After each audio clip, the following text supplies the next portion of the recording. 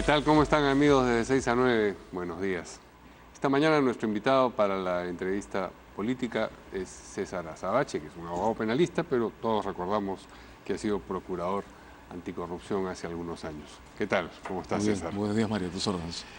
Bien, hay varios asuntos judiciales o legales que están, digamos, intersecados con la política. Bueno, eso viene ocurriendo hace décadas en realidad, pero ahora singularmente, y tú te has encargado de destacarlos en un artículo que has divulgado a través de las redes. Uno de ellos, quizás el principal, tiene que ver con la detención preliminar de Keiko Fujimori. Discutida, controvertida, porque digamos la gente se pronuncia a favor y en contra por razones políticas, tengo yo la impresión, más que por razones judiciales. Y hay gente que se siente satisfecha por el solo hecho de que la hayan detenido y no quiere saber pormenores legales. Y hay gente que se siente indignada porque la han detenido y tampoco quiere saber los pormenores legales. Un criterio importante, creo yo, es el que estableció el Tribunal Constitucional a raíz de los casos de los señores Humala Heredia, porque tiene que ver con el valor de la libertad de las personas. Es decir, estableció el Tribunal Constitucional estándares para que ese valor tan importante pudiese ser, digamos, postergado y detener preliminarmente o aprisionar provisionalmente a una persona. ¿Te parece que en este caso ese estándar se ha cumplido? Mira, he escuchado con paciencia todas las alegaciones que se han hecho de un lado y del otro, ¿no? Tengo la impresión que en materia de detenciones en general, ¿no? Hay una diferencia técnica. Claro, por eso digo, ya sea prisión provisional, igual el valor afectado es la libertad de la persona. De modo que ¿no? en realidad el tecnicismo no viene a cuenta. Lo que viene a cuenta es establecer en qué casos vamos a admitir que la libertad de una persona se ponga en juego en el marco de un procedimiento que aún no es definitivo. Así es. Con ocasión al caso Humala Heredia, comentamos aquí alguna vez, que la única regla que le podría haber dado sentido a las cosas habría sido que la Fiscalía aproxime el pedido de prisión preventiva, en ese caso, a una acusación claramente presentada, de modo que pudiera reclamar su derecho a utilizar esta dura herramienta con ocasión a un juicio por comenzar. Si la Fiscalía dice, bueno, señores, estoy presentando en este caso un pedido de condena de 18, 20, 15 años y tengo esta cantidad de evidencias que prueba que puedo ganar, que ponen evidencia que puedo ganar, pues entonces yo creo que el sistema debería tolerar ese tipo de mandatos. Aún cuando no haya riesgo procesal, no haya peligro de fuga. Lo que ocurre es que con ocasión a una acusación, desde mi punto de vista, las cosas cambian.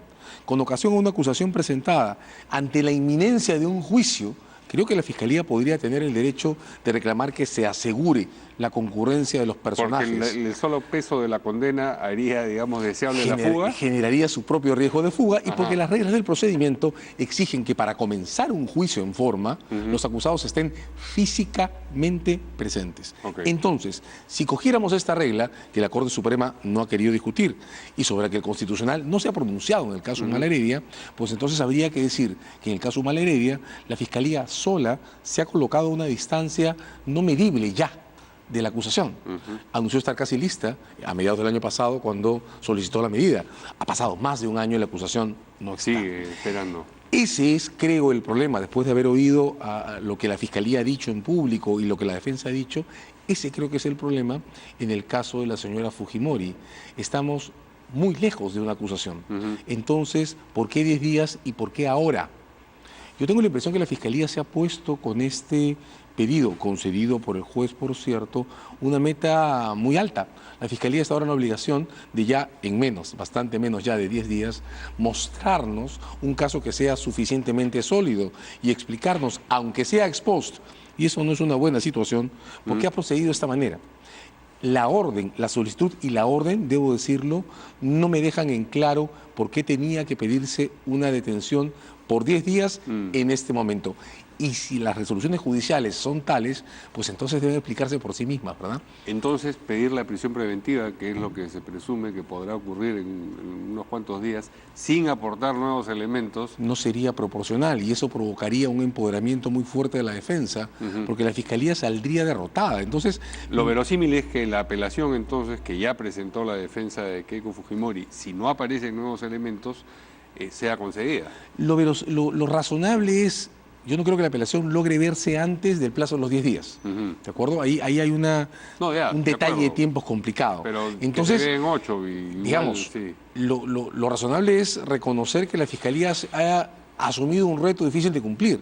En 10 días tiene que tener un caso que no ha anunciado en la solicitud de detención preliminar. Entonces, ¿a qué lleva eso a pensar? La Fiscalía está apostando a que en 10 días va a tener lo que no tenía en el momento de la detención preliminar. ¿Por qué? Digamos, yo quiero creer que la Fiscalía no se equivoca, pero aún acertando y mostrándonos al final de este proceso un gran caso, pues siempre va a quedar la sensación de que debieron ordenar las fichas de otra manera, ¿no? Primero tener esa evidencia concluyente, que supongo estarán tratando de construir, y luego proceder a afectar la libertad de una persona, no al revés. En realidad de 19 personas. En realidad de 19, son de 20, acuerdo. 19, son 20 contando a Keiko Fujimori, pero tienes razón, hay que hablar de todos y no solo de la señora Fujimori, ¿verdad? Bien, ese es un asunto que entonces entiendo, de no aportar nuevos elementos, la Fiscalía podrá dictarse la prisión preventiva, pero probablemente... Yo creo que si no se aportan nuevos elementos, la prisión preventiva no debería concederse, Mario. Creo que no. Con los elementos de juicio ya establecidos por el Tribunal Constitucional. Sí, claro, claro. Otro asunto en el que la política y los asuntos legales, ya que no directamente judiciales, se cruzan, es la situación del fiscal Chávarri, que ha sido votada ya en la subcomisión de acusaciones constitucionales, no consiguió los votos suficientes para sugerir su destitución, porque esto tiene que llegar a la permanente y de ahí al pleno, se va a ver ahora en la permanente. Lo que se ha planteado a propósito de Chávarri son infracciones constitucionales, no delitos. ¿Esas infracciones constitucionales, a tu juicio, están bien planteadas, están bien identificadas y perfiladas en la acusación? Yo creo que el congresista Cheput ha hecho un gran informe. Entre otras razones porque en el medio de la confusión legal que tenemos, estamos perdiendo de vista que los casos como los del fiscal Chávarri son diferentes a los casos propiamente criminales, como la acusación contra el señor Inostroza, que se resolvió hace muy poco tiempo.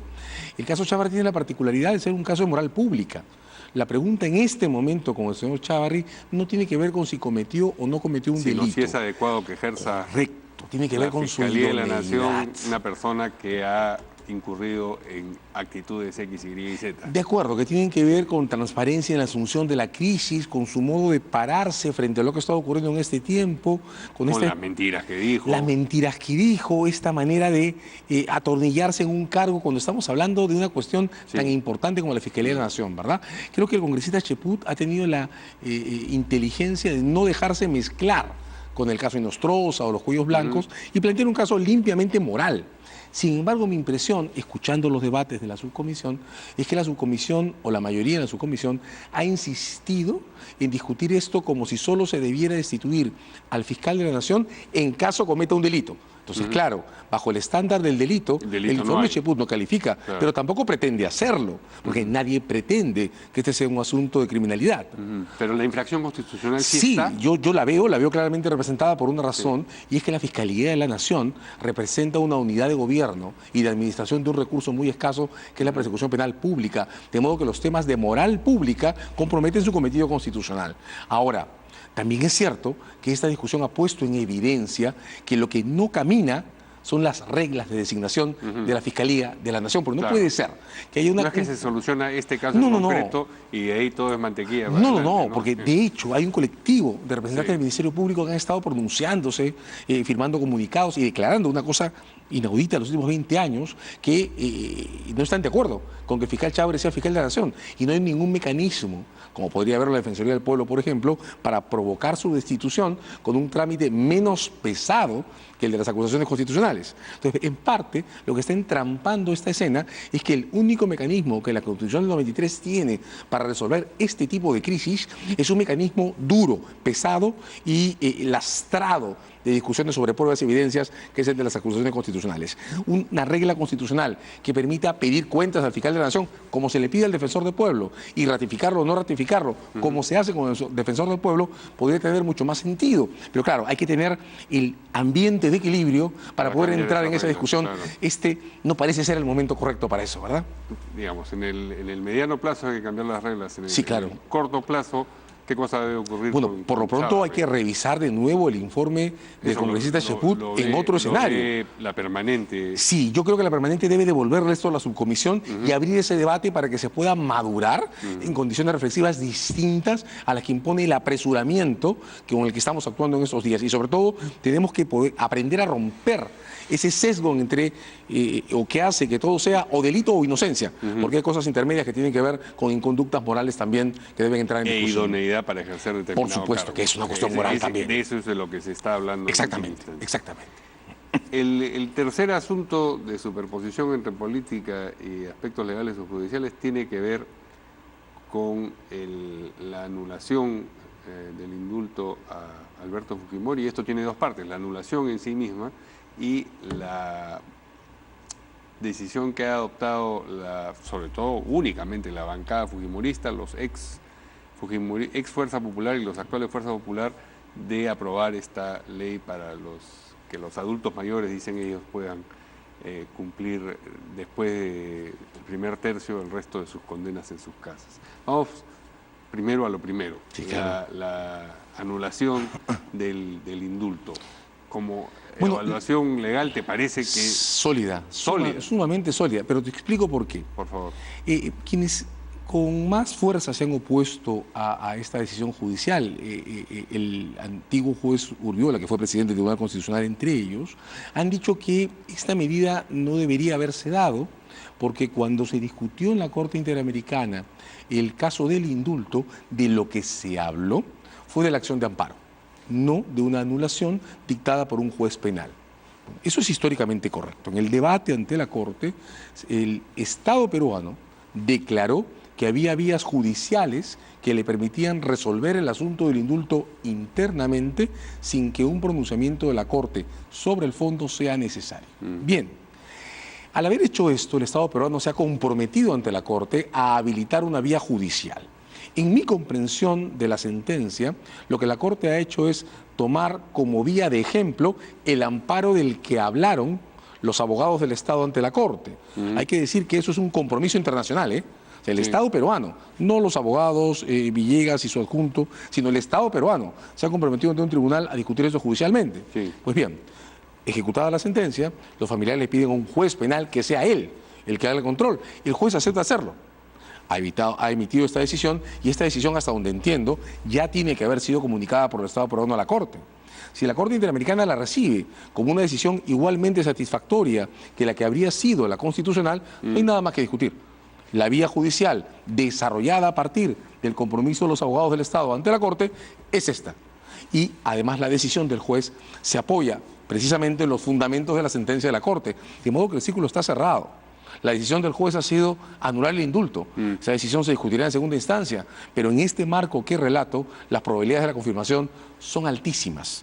Entonces, en términos estrictamente legales, aquí no hay mucho que discutir, salvo esperar que la apelación se desarrolle y salvo mirar con detenimiento en qué términos el Estado está reportando esto a la Corte Interamericana. Y poco tiene que ver esto con la circunstancia de que el indulto haya sido caracterizado como humanitario y en consecuencia que las objeciones médicas y de quién no integró la Junta Médica nuevamente tengan sustancia. En efecto, tiene poco que ver, porque la Corte, una de las cosas que ordenó considerar es que las condiciones de salud no conducen necesariamente a medidas tan extremas como aquellas que remiten la condena entera. Lo que la sentencia de la Corte dice es, bueno, aquí puede o no no lo sabemos y no es nuestra competencia revisarlo, haber un verdadero problema de salud sobre el señor Fujimori. Si lo hay, pues bueno, decidan cuál es la manera correcta de procesarlo. Y atención, que la Corte no prohibió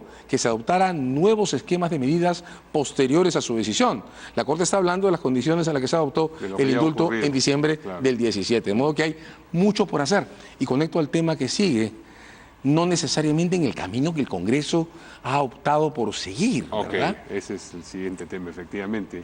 La decisión mayoritaria en el Congreso de habilitar esta posibilidad de que las personas mayores de 65 años, digamos, hay matices, hombres, mujeres, el estado de salud de cada uno de ellos, pero que cumplido un tercio de la condena, estén en posibilidades de cumplir el resto, no solamente en su casa, sino con una libertad relativa en la que se pueden mover, creo que en su distrito, y pueden incluso salir de la provincia o de la región con solo decírselo al juez y tener una persona de garante. Sí, a ver, varias cosas que decir, ¿no? Cuando discutíamos el indulto y la gracia presidencial en el verano de este año, la señora Ortiz, una de las más conocidas representantes de los familiares de los deudos, de las víctimas, me decía que si algo lamentaba era que durante el año 17, después de una profunda reflexión entre familiares sobre qué iba a pasar y una apertura muy grande en medio del dolor para recibir y discutir alternativas, ellas habían pedido una entrevista con el presidente de la República de entonces, Kuczynski, y se las habían negado, ni siquiera las habían escuchado.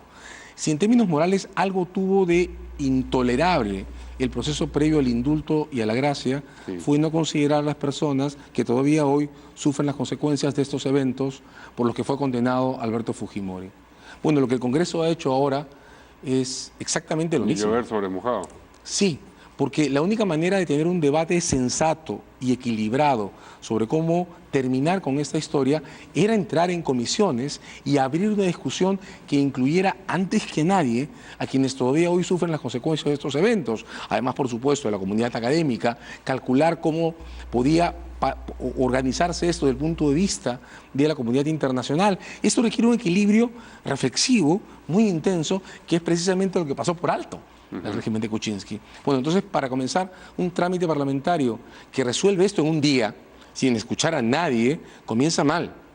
En segundo lugar, es imposible utilizar cualquier vía de corte de secuela de condena para adultos mayores, cualquiera que no pase por las manos de un juez.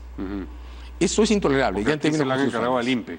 Por supuesto, digamos, también se lo pueden encargar a un secretario, ¿verdad? No tiene ningún sentido. Entonces, incluso si saliéramos del complejo marco del procedimiento internacional de observación sobre este caso, esta ley no tolera un juicio de constitucionalidad. O sea, no tolera un amparo, no tolera una demanda por inconstitucional, no tolera nada. Entonces, ¿para qué nos estamos exponiendo así? Se va a caer. Yo creo que se tiene que caer. O sea, primero, o se tiene que caer porque el Ejecutivo no puede promulgar esta ley. En segundo lugar, si la promulgara, que me parecería imposible. Bueno, pero digamos que no la promulgue, pero puede insistir el Congreso. Claro, por eso digo, si el Congreso no la promulga y el Congreso insiste, esa ley es inconstitucional. Se cae por una demanda ante el tribunal y se cae por un amparo. Pero mientras tanto hay gente que puede salir de prisión. No, porque como es inconstitucional, una demanda de amparo puede venir acompañada de una medida cautelar. Y en segundo lugar, el propio INPE, que está, digamos, adscrito al sector justicia, que lidera un ministro que renunció a su partido por el indulto anterior, el propio INPE tendría razones constitucionales para resistirse a aplicar esta ley. De modo que yo creo que además de no ser constitucional, de no corresponder al estatus del caso por el que el Perú está bajo supervisión en este momento, además es inútil. De modo que lo único que agrega en la escena es un enorme desgaste que ha puesto ahora, en minutos comienza, en riesgo la propia sostenibilidad de la presidencia del Congreso, porque gane o pierda esa moción de vacancia, lo que se está diciendo ahora es que la Junta Directiva ha respaldado el inicio de un proceso que no conduce a nada, a favor de nadie. Entonces, ¿para qué? Pero además hay observaciones sobre la Junta de Portavoces, la manera Exacto, como se... el detalle del apresuramiento. Dicen los que objetan la permanencia de Salaverry en la presidencia del Congreso que ha habido festinación de trámites. Bueno, e incluso aunque no las hubiera habido, el marco que estamos comentando es suficientemente serio como para que no tenga ningún sentido continuar por esta vía, ¿verdad? En fin, bueno, hemos pasado por los cuatro ítems que tú mismo habías apuntado en el artículo. Creo que es bastante. Encantado. Agradecemos mucho la presencia de César Azabache aquí y ya nos vemos mañana de 6 a 9. Buenos días.